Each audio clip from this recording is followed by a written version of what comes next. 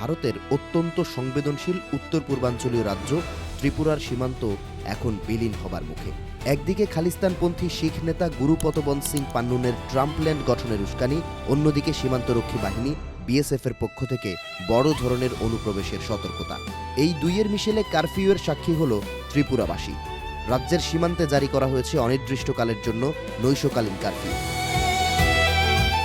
Economic টাইমসের প্রতিবেদন বলছে, বিএসএফের ইন্টেলিজেন্স উইং থেকে অনুপ্রবেশের আগাম বার্তা পাবার পরপরই নড়ে চড়ে বসেছে ত্রিপুরা প্রশাসন। সীমান্ত সংলগ্ন ধলাই, সিপাহীজলা ও পশ্চিম ত্রিপুরা সহ স্পর্শকাতর এলাকাগুলোতে রাত ৮টা থেকে ভোর ৫টা পর্যন্ত জারি থাকবে ১৬৩ ধারা। বিএসএফ সূত্র বলছে, সীমান্তের ওপার থেকে কোনো গোষ্ঠী যেন অভ্যন্তরীণ অস্থিরতা সৃষ্টির উদ্দেশ্যে অনুপ্রবেশ করতে না পারে, সেজন্য তৎপর রয়েছে সীমান্তরক্ষীরা। জিরো পয়েন্টে ড্রোনের মাধ্যমে সার্বক্ষণিক নজরদারি চালানো হচ্ছে।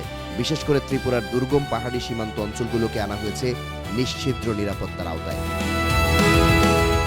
ত্রিপুরার এই উচ্চ সতর্কতার নেপথ্যে কাজ করছে ভারত থেকে বিচ্ছিন্ন হবার শঙ্কা। সম্প্রতি মার্কিন প্রেসিডেন্ট ডোনাল্ড ট্রাম্পের কাছে ভারতের সেভেন সিস্টার্স নিয়ে নতুন রাষ্ট্র গঠনের প্রস্তাব দিয়েছেন আলোচিত ও সমালোচিত ব্যক্তি গুরুপতবন্ত সিং পান্নুন। শিখস ফর জাস্টিসের এই নেতা নতুন দেশের নাম দিয়েছেন ট্রাম্পল্যান্ড। পান্নুনের প্রস্তাবিত এই মানচিত্রে ত্রিপুরার নাম বিশেষভাবে অন্তর্ভুক্ত করা হয়েছে। তার দাবি, মোদী সরকারের অধীনে এই অঞ্চলের খ্রিস্টানরা নিরাপদ নয়, তাই তাদের অধিকার রক্ষায় ট্রাম্পের বিশেষ হস্তক্ষেপ প্রয়োজন। গেল শুক্রবার ভেনেজুয়েলায় সামরিক হামলার পর দেশটির মসনদ পরিবর্তন করেছে যুক্তরাষ্ট্র। অপহরণ করা হয়েছে দেশটির প্রেসিডেন্ট ও তার স্ত্রীকে। এর মাধ্যমে ডোনাল্ড ট্রাম্প বুঝিয়ে দিয়েছেন, গোটা বিশ্বের মুকুটবিহীন সম্রাট তিনি। তার কথার বরখেলাপ করার পরিণতি ভয়াবহ।